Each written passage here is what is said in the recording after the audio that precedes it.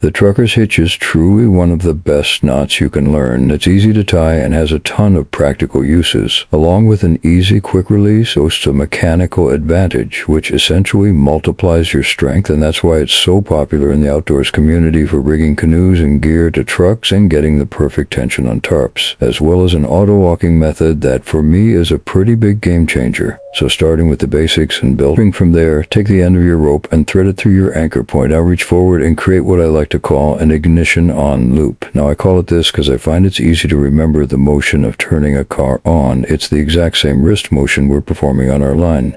Grab a bite of that rope closer to you, feed it up and through, and now pull and it locks it in place. This creates what's known as a slip knot, and that's really all there is to it. You take your free end and feed it through that slip knot, and now when you crank on it, it's going to provide a ton of pressure on whatever it is you're securing. This knot actually gives a mechanical advantage of about 2 to 1 after accounting for friction loss. What that means is if you pull 10 pounds towards you, it's going to translate to about 20 pounds of force on the object. Now to secure it, we're just going to pinch right here and we form a quick release knot, also known as a halter hitch, and this is how you tie it.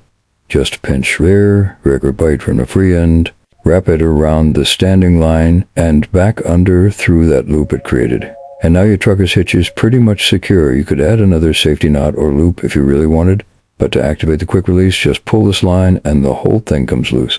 So just one pull releases all the tension, and then when you have your standing line, you pull on that and the slip knot comes loose too.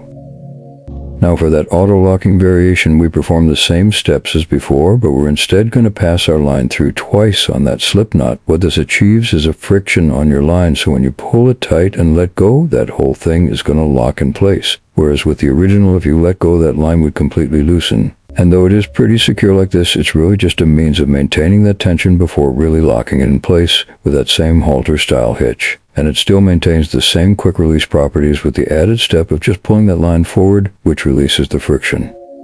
Now in quick summary, remember these very simple steps. First, create that ignition on loop. Pass a bite through to create that slip knot. Your free end goes through the slip knot and you just pull towards yourself. If you're making it auto-locking, go through that bite twice instead of just once.